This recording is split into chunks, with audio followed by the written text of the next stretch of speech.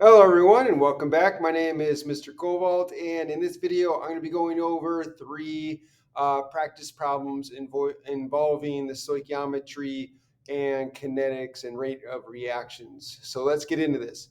So practice problem number one, we're asked to write the rate expression for the following reaction.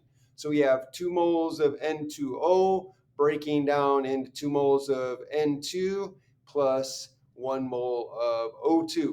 So, what is the rate expression for this reaction?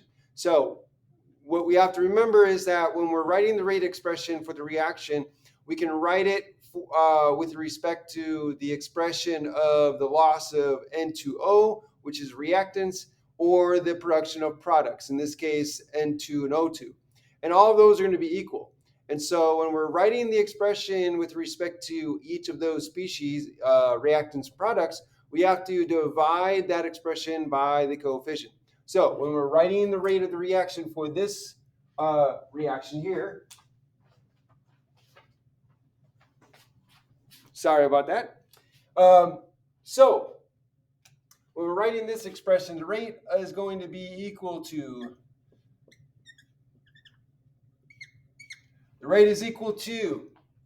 we have the concentration of this reactant here is going to be lost. So it's going to be negative. So over time, it's going to be negative. And then the coefficient is 2. So it's going to be 1/2 multiplied by the change in concentration of N2O over the change in time. And then this is going to be equal to the change in N2, which is positive because that's a product. So it's going to be positive, and the coefficient is 2 here, so it's going to be 1/2. So a positive 1/2 multiplied by the change in the concentration of N2 over the change in time. And this is also going to be equal to the change in oxygen. The coefficient is 1, so that's going to be just 1 over 1. So it's positive the change in the concentration of O2 over the change in time. So the rate of reaction is going to be equal to either the negative 1/2 of the change in concentration of N2O, or it's going to be equal to the positive 1/2 of the change in N2 over 1/2 the change in N2 over time, or it's going to be equal to the change of concentration of oxygen over time. So if we're asked the question, what if we're given the change in the concentration of NO2 over time? So we're given the rate of the change in NO2 over time, and it's a negative 3.5 times 10 to the 6 molar per second, right? So that should be 1. So what do we do? So we're given this value for the rate of change in N2O over time, and we're asked what is the rate of oxygen appearance over time, which is this expression here, right? So we have this. How do we get this from this rate? Okay, so we know that this is equal to this, right? The production of O2 over time is 1/2 of the disappearance of the N2O over time. So we set that equal, right? So delta concentration of O2 over the change in time is going to be equal to the negative of 1/2, because the production of oxygen is half the rate the production or the disappearance of N2O over time because of the coefficient. This is a 2-to-1. So we're losing twice as much of our N2O compared to the production of O2. So that's going to be equal to a negative 1/2 over the change in N2O concentration over the change in time. But we're told that this is equal to negative 3.5 times 10 to the 6. So that's going to be equal to negative 1/2 times, let me write that better, negative 1/2 times negative 3.5 times 10 to the 6 meters per second. So now all we need to do is divide this by half, multiply by our negatives, then negatives cancel each other out, so this becomes positive, so we have a positive rate, and this becomes, so the rate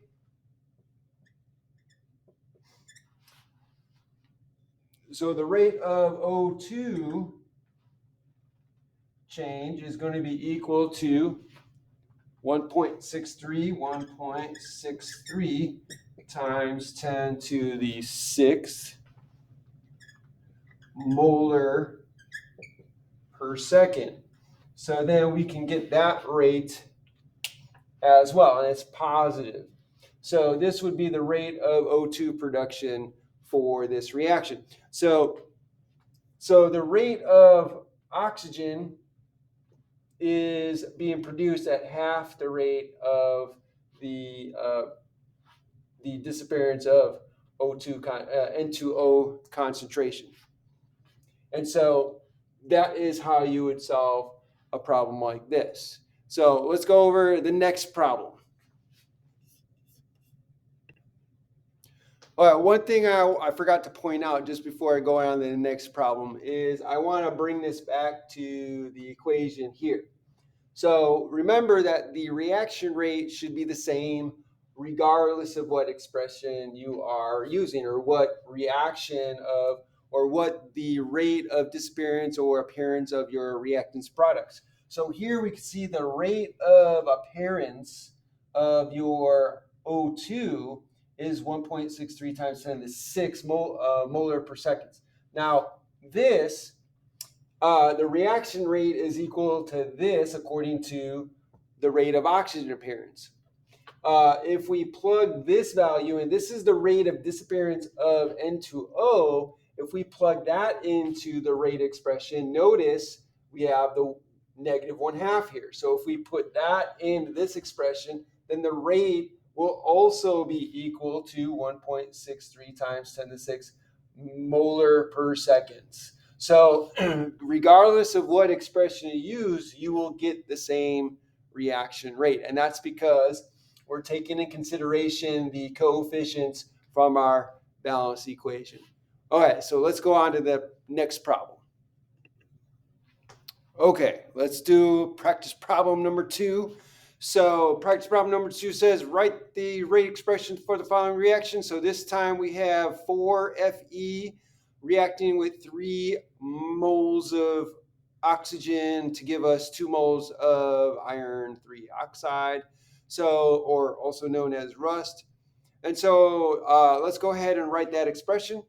So because we have these coefficients, we're going to divide by those coefficients when we write our expressions. So the rate of the reaction is going to be equal to, for this reactant, is going to be negative because we're losing reactant over time, 1/4 multiplied by the rate of change of Fe over the change in time, and that's going to be equal to this reactant, change in this reactant over time as well. So we have a 3 there, so that, and then again the reactant is going to be negative because we're losing reactant over time, so it's going to be a negative 1/3 multiplied by the change in the concentration of O2 over the change in time.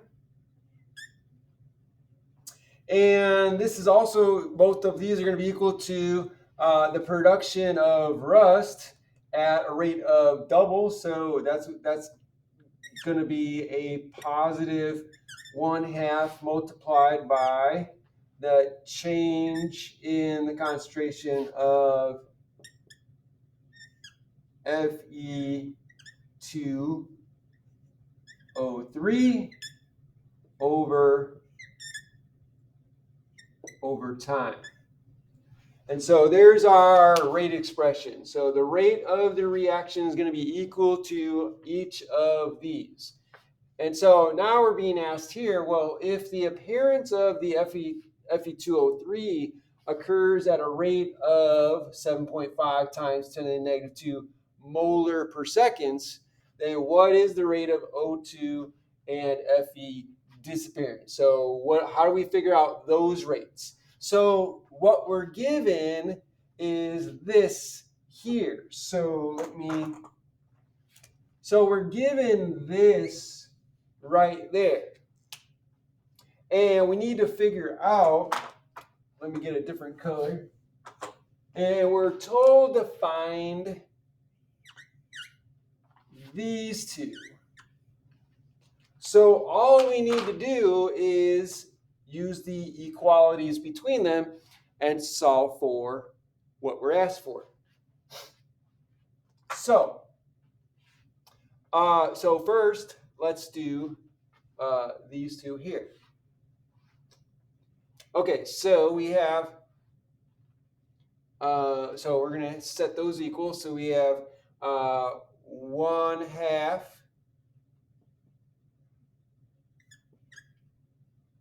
delta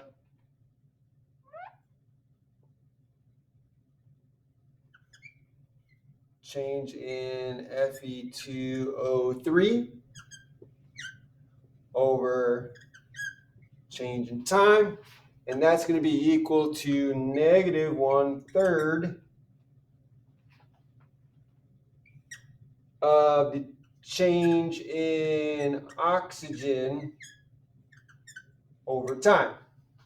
So we want to solve for this. We want to figure out what that is. So we know what this is. This is given to us. That's the 7.05 times 10 to the negative 2 molar per seconds. So we can put that in here.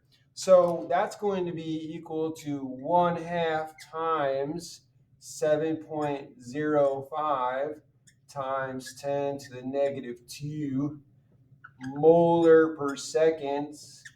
And that's going to be equal to negative 1/3 times the change in O2 concentration over change in time. So this is what we want. We want to solve for this. So all we need to do is multiply by negative 3. So we're going to multiply by negative 3 here. So that's going to cancel out with that. And we're going to multiply by 3 here. Oops. So 3 times.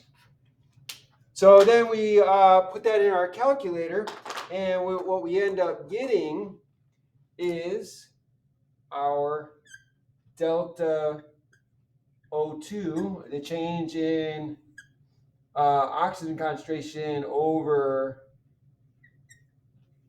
time, is then equal to, let me see my calculation here, 0. That's going to be a negative. Oops, I forgot my negative here. That's bad. Don't forget your negatives. All right, so we have a negative 0.106 molar per seconds.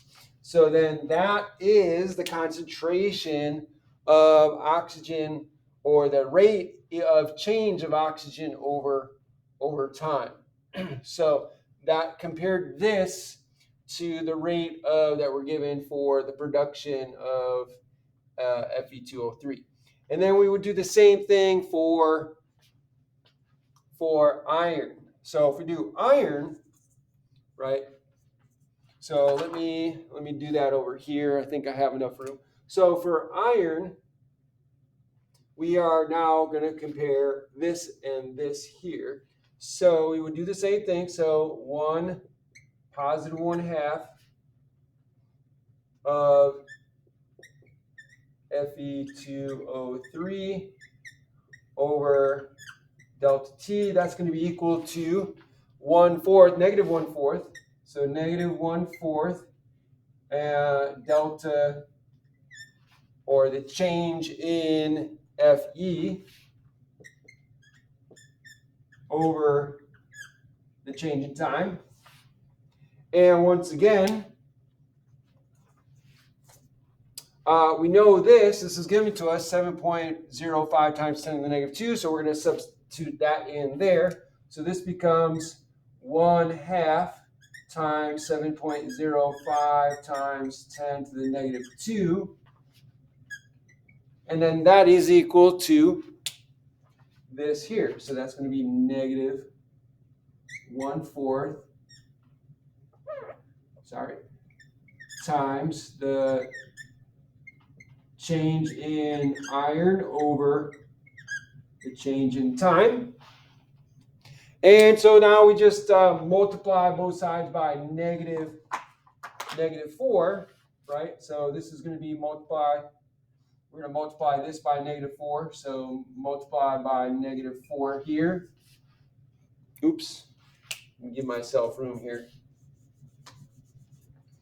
So we're going to multiply this by negative 4. And we're going to multiply this by negative 4, right? Let's get this out of the way. So negative 4 multiplied by that. And so then this cancels out.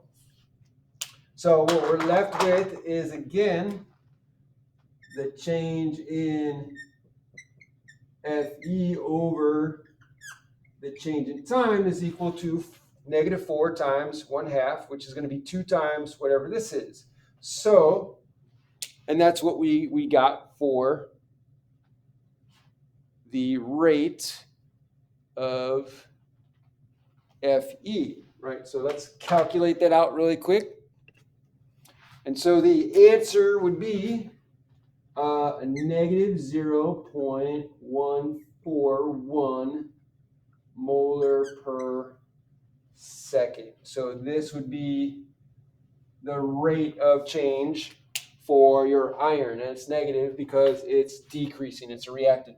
And so again, let me point out that these values, when you plug them into the rate equation, will give you the same rate. So the rate of the reaction is negative 1/4 of this rate of change for the iron. So if we plug in this into here, it'll be positive and we'll get a certain rate of the reaction, right? And so if we plug in this value here for the oxygen using this expression, then that's going to be negative 1/3 times this value. And again, it'll be positive because the negative values or the negative signs cancel each other out, and you get the same rate. You'll get the same rate each and every time for the reaction, which is what you would expect, because the rate of the reaction isn't going to be relative to the reaction, meaning it's not going to change. It shouldn't change because of the reactant or product that we're looking at. We want a constant rate of reaction. So we don't want the reaction rate to depend on whether we're looking at a reactant or a product. Okay, so let's do our last practice problem, problem number 3. Okay, so for our final problem, we're being given our third reaction. So we're going to write the rate expression for the following reaction. N2 plus 3H2 gives us 2 NH3. So 1 mole of nitrogen reacts with 3 moles of hydrogen to give us 2 moles of ammonia. So, and then we'll write that expression first, and then we'll answer the next question. So once again, our reaction rate, or our reaction expression, or rate expression, is going to be equal to, rate is equal to, so since the coefficient is 1 here, it's just going to be negative the change in the concentration of N2 over the change in time, which is going to be equal to also negative, and we have a 3 here, so it's going to be 1/3 the rate of change of H2 over the change in time.